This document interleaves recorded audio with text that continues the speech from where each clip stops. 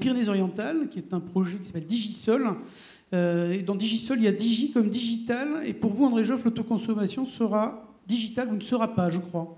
Oui, je vais y revenir tout à l'heure, mais je vais me lever pour voir parce que je n'ai pas Allez au pupitre. les trucs en tête.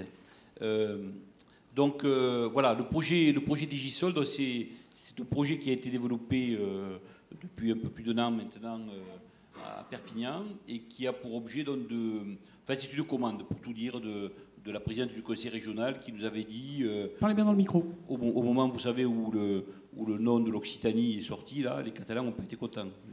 Alors, elle est venue à Perpignan et nous a dit, bon, qu'est-ce je pourrais faire pour vous dédommager? Et elle a dit, tiens, on pourrait faire un projet solaire important, que ça ferait du bien. Donc voilà, c'est passé comme ça. Et donc, vous savez, quand on fait du solaire, on gagne petit, donc on profite de toutes les occasions. Donc voilà, alors on a monté ce projet Digisol, et donc il est porté par Texol, donc, que je dirige, et Sunchain, qui est une spin-off de Texol, qui est dirigé par Christophe Courtois, qui est quelque part dans la salle, que vous pourrez voir tout à l'heure. Et puis Roussillon Aménagement, qui est une société d'économie mixte, en fait, qui est un assistant maître d'ouvrage et qui développe des projets, qui est un maître d'ouvrage délégué, en fait, pour le compte des collectivités. Et donc, c'est un projet qu'on a labellisé par le pôle de compétitivité d'Herbie, et ensuite, donc, qui a été financé, qui a été retenu par les investissements d'avenir, donc les anciens grands emprunts, hein, pour ceux qui se souviennent encore, donc géré par l'ADEME, et puis la région Occitanie qui a mis en place fort opportunément un appel à projet pour des installations en autoconsommation, et puis par les maîtres d'ouvrage eux-mêmes, évidemment, puisque, on va le voir, ils contribuent évidemment au financement des projets. Alors, le principe est simple, hein, on l'a déjà dit, c'est une ou plusieurs installations qui distribuent plusieurs compteurs électriques. Et donc, toute la magie du système, c'est avec un compteur Linky qui compte, qui a un seul index, hein, il compte dans les deux sens, mais dans un même sens, il n'a qu'une seule voie. Bien, en fait, on arrive à compter les électrons jaunes, solaires, et les électrons bleus qui viennent du réseau. Voilà, et de les séparer. C'est ça le principe le principe magique de la blockchain dont je vais vous parler. Alors, premier cas d'usage, c'est celui qui est le plus avancé. C'est en fait le conseil départemental des Pyrénées-Orientales qui a plusieurs bâtiments. Sur certains bâtiments, c'est bien, on peut faire du solaire. Sur d'autres, ils sont à l'ombre ou ils sont mal organisés. Donc, on va produire l'énergie sur un bâtiment et on va utiliser le réseau public pour transférer cette énergie sur d'autres bâtiments. Alors, bon, évidemment que la contrainte que nous avons là, de l'aval du transfo nous embête énormément, hein, parce que derrière un transfo, on ne met pas grand-chose quand même. Hein.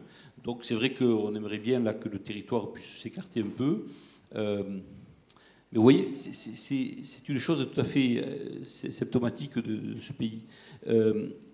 On peut expérimenter, vous savez, dans la loi sur la transition énergétique, on dit on peut expérimenter. Génial, on peut expérimenter.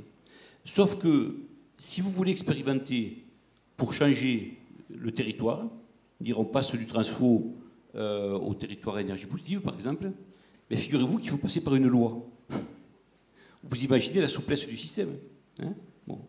Voilà, donc ça c'est vraiment un truc sur lequel il va falloir se mettre au boulot, parce que ça n'a pas de sens physique de s'arrêter au transfo, ça n'a pas de sens. Mais ça fait partie des petits combats d'arrière-garde, comme ça. Moi, j'avais suivi le débat à l'Assemblée. Tenez-vous bien, à l'Assemblée nationale, on est passé l'amendement pour passer de la brindille au transfo. Le ministre qui était présent donne un avis très favorable. Avis de la commission, négatif. On vote, négatif. Voilà. Et heureusement, on a pu le rattraper au Sénat. Mais vous voyez, bon, c'est quand même compliqué, quoi. Bon, donc après, on nous dit qu'il n'y a pas des combats d'arrière-garde. Oui, il y a des combats d'arrière-garde pour des gens qui ne veulent pas encore que ça aille trop vite qu'on fasse l'autoconsommation. Hein, c'est clair. Alors, deuxième sujet, très intéressant, et qui rejoint tout à fait la proposition d'Enerplan de faire un programme massif d'installation dans le logement social. C'est effectivement dans ce secteur-là qu'on peut faire de gros progrès, hein, parce qu'il y a beaucoup de gens en précarité énergétique, évidemment, et là, on sait faire, en fait, mettre des panneaux sur le toit, injecter cette électricité en bas des colonnes montantes, et puis distribuer donc en amont des compteurs, et puis ensuite distribuer cette électricité dans l'ensemble des logements. avec évidemment la possibilité de pouvoir comptabiliser dans chaque logement en fonction de différents critères, mais par exemple le fait qu'on ait une proportionnalité entre la consommation et la production solaire. Donc ça, c'est un fonctionnement qui est pas mal. On a beaucoup de projets actuellement en cours d'études là, qui sont en train qui sont en phase APD et qui vont nous donner des réalisations dans le courant de l'année prochaine. Et puis, dernier sujet, c'est la possibilité de pouvoir recharger un véhicule électrique. Pas forcément lorsqu'il est accolé à la maison, ça c'est facile, ou au bâtiment, mais lorsqu'il est en déplacement. Alors là aussi, ce serait judicieux d'avoir un territoire au minimum. Et donc, on a une borne de recharge qui, bien entendu, doit être un peu adaptée parce qu'il faut qu'elle ait un compteur Linky, mais c'est la seule chose qu'on lui demande, ce qui n'est pas toujours le cas aujourd'hui. Et à ce moment-là, la borne est enrôlée dans le dispositif de la blockchain, et en fait, on fait livrer l'énergie solaire de sa maison dans cette voiture. Dans ses autoconsommations, c'est sa propre voiture. On distribue de l'électricité, et cette électricité, en fait, elle est issue de la maison sur laquelle on a installé un projet solaire. Voilà, donc ça c'est un projet qui n'a pas été retenu dans le cadre des investissements d'avenir, parce que précisément, on ne sait pas le faire. On ne sait pas le faire, pas techniquement, ça on saurait le faire, on ne sait pas le faire juridiquement, puisqu'on sort évidemment du transformateur dont on parlait tout à l'heure. Mais ça va venir, hein, c'est des sujets, bon, c'est pas grave, c'est le temps travaille pour nous, et je suis sûr que dans quelques mois, quelques années, on va réussir à le faire. Alors le principe en fait de la solution, alors SunChain, je vous l'ai dit, c'est une start-up qu'on a créée récemment, il y a un peu plus de 2 ans. Et donc le principe, c'est que les compteurs Linky délivrent évidemment leurs données. On récupère ces données, SunChain, grâce à la blockchain, les certifie, atteste de leur véracité. Alors il y aurait une autre solution, évidemment, c'est que ce soit Enedis qui le fasse. Mais ça supposerait quand même, lorsqu'on fait beaucoup de mesures, d'avoir presque un ingénieur à temps complet, et ça finirait pas coûter cher, même si ce serait créateur d'emplois. Mais évidemment, il faut les chiffres donnent de la valeur que c'est parce que c'est Enedis qui les certifie. Voilà.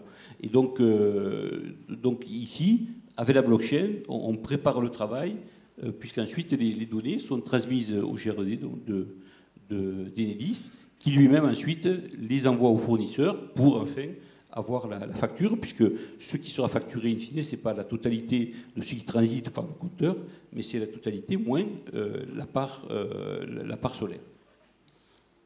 Voilà un peu ce dispositif. Alors on a passé un accord avec Enedis pour reconnaître tout ça, bon, et puis on est en phase maintenant de développement informatique, tout ça pour pouvoir finaliser toutes ces histoires. Alors la blockchain fonctionne depuis quelques temps, elle ne fonctionne pas encore sur des installations solaires, mais elle fonctionne sur une grappe d'une quinzaine de compteurs Linky qui sont autour de Perpignan, et qu'on a utilisé comme bac à sable pour pouvoir faire fonctionner et donc on mesure des installations solaires qui sont des installations de production sur réseau, mais en fait c'est exactement la même chose, on mesure les mêmes données.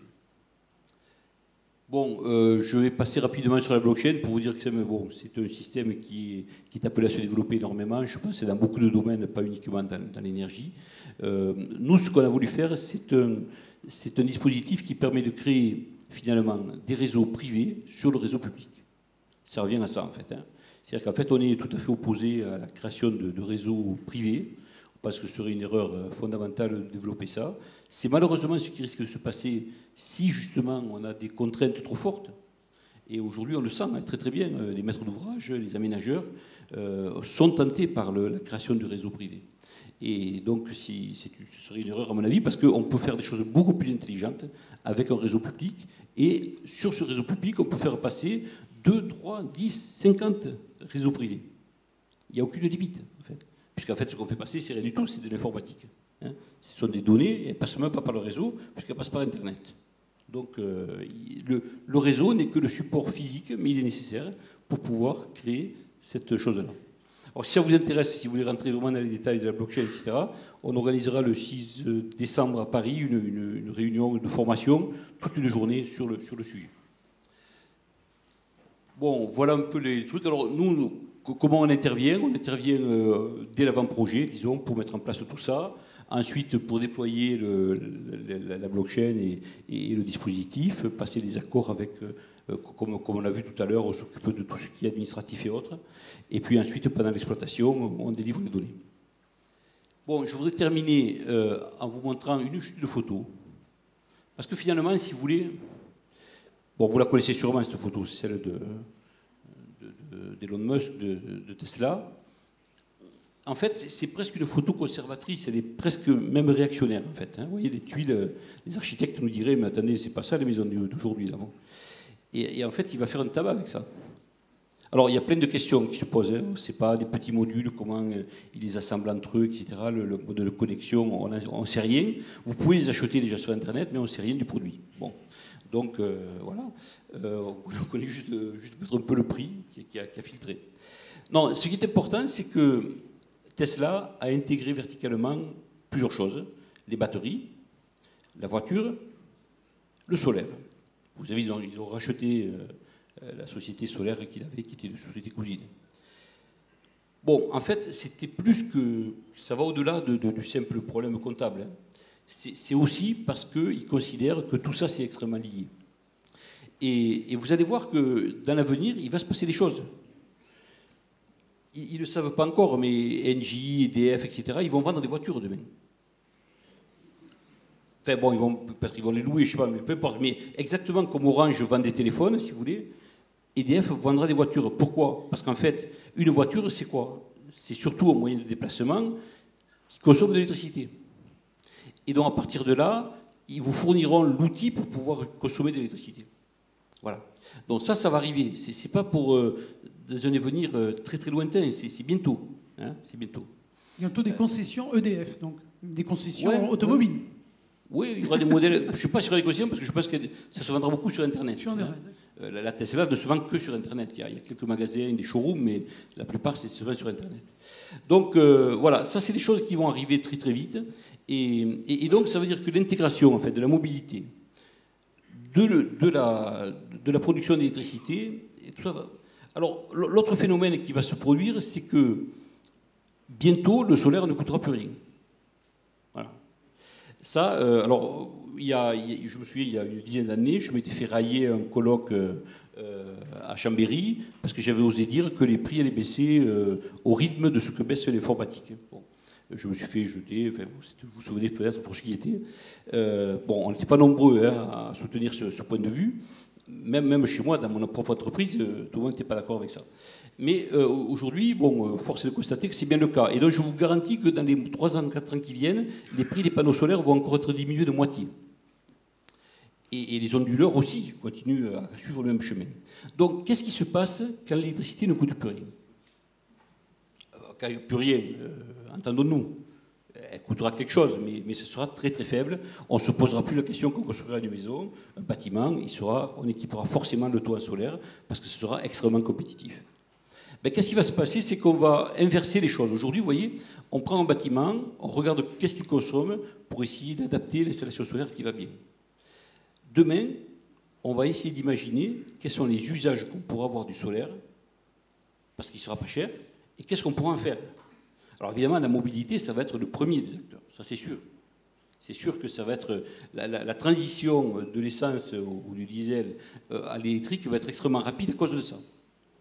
Parce que beaucoup de gens vous disent, moi j'aimerais bien avoir une voiture électrique, mais je ne veux pas la charger au nucléaire. Mais qu'à cela ne tienne, faites une installation solaire, et grâce à la blockchain, on va vous la charger avec du solaire, où que vous soyez. Voilà. Alors vous voyez que tout ça, ça va quand même un peu bousculer le jeu. Et moi, je vous fiche mon billet que l'année prochaine, il n'y aura plus de réunions sur l'autoconsommation. C'est la dernière qu'on est en train de vivre, la deuxième et la dernière. Ah non, je vous garantis. Pourquoi? Parce que l'an prochain, on sera 2 fois plus nombreux. On sera 500, alors je l'ai dit Richard 500, 700, peut-être 1000. Ouais. Et on va être dans une autre salle, donc, et on ne va pas parler d'autoconsommation, on va parler de digital. Parce que le sujet, c'est pas ce qu'on vient de... Là, aujourd'hui, vous voyez, c'est un peu comme... Ça me rappelle... Comment vous dire? La creux vis-à-vis des opérateurs électriques, hein, ça me rappelle un peu la préfecture de police de Paris avec les taxis. C'est un peu ça. Et donc, ils croyaient que c'était gravé dans le marbre, hein, qu'on ne pouvait rien changer, que personne allait vous rendre compte de la préfecture de Paris, qui peut remettre en cause ça. Puis est arrivé le VTC, en toute illégalité. Et ça s'est développé. Et je vous fiche mon billet que ça va arriver très vite. Aujourd'hui, vous avez en Allemagne déjà des gens qui parlent du cloud énergie, mettre de l'énergie solaire dans le cloud. Alors c'est quoi? Vous avez un établissement qui produit en semaine, le week-end vous avez de l'excédent, parce que les boîtes est fermée, vous le mettez dans le cloud.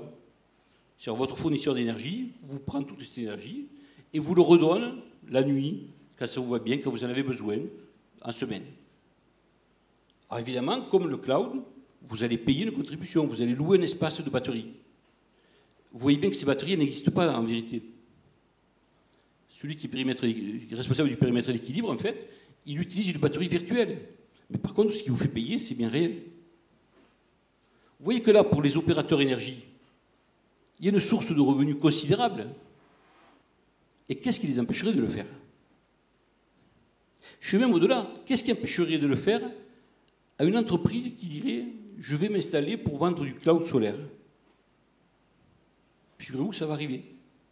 Il y a des boîtes aujourd'hui qui sont en train de lever des fonds au niveau européen pour faire ça dans toute l'Europe. Alors vous voyez que notre sujet là, de savoir s'il faut s'arrêter à 100 kW, s'il faut compter la CSPE, etc. On n'est plus dans le coup, les mecs.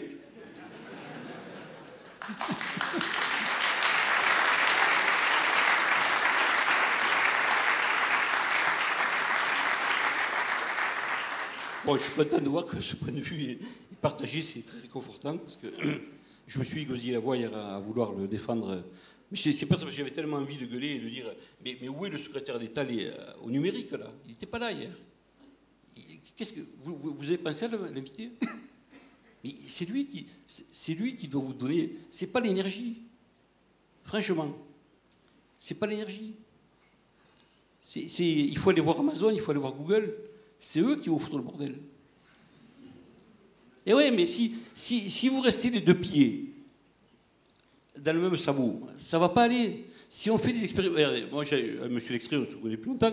Une fois, on a fait une expérimentation parce qu'on s'est dit, après tout, un producteur d'énergie, quand on va sur le réseau, pourquoi il ne pourrait pas faire lui-même les travaux de raccordement?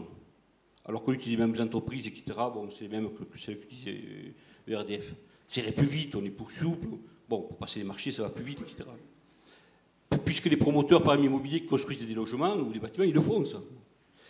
Alors il m'a dit, oui, d'accord, on va le faire. On va expérimenter. On va le faire sur 2 ou 3 projets. Donc, avec Enerplan, on fait 2 ou 3 projets. Et puis, on va attendre 2 ans pour voir ce qui se passe. Mais qu'est-ce que vous voulez qu'il se passe? Une fois qu'on est raccordé, que ça marche, pourquoi attendre 2 ans? Ça sert à quoi? Si ce n'est à gagner du temps. Or, aujourd'hui, si vous voulez, dans le digital, le temps se compte en semestres. On parle de saison. Si vous n'arrivez pas à faire un projet en 6 mois, il faut le passer à la poubelle, il ne vaut rien. C'est que vous n'aurez pas trouvé un marché, vous n'aurez pas trouvé votre clientèle. Par contre, si au bout de 6 mois, vous avez réussi soit à lever des fonds, soit à trouver des gens qui sont déjà des clients, alors là, ça change tout. Voilà ce que je voulais vous dire, c'est important. Et pour finir un peu de pub, pour un très bon livre qu'a écrit notre directeur technique Jean-Yves Quinette sur c'est un petit guide pour les maîtres d'ouvrage. Mais enfin, je pense que vous apprendrez des choses aussi si vous n'êtes pas maître d'ouvrage. Et puis, bon, suivez-nous sur les différents réseaux. On essaie de suivre l'actualité. Et sur la lettre Texol, évidemment, vous le savez, tous les jours. Voilà, merci beaucoup. Merci beaucoup, André Geoffrin.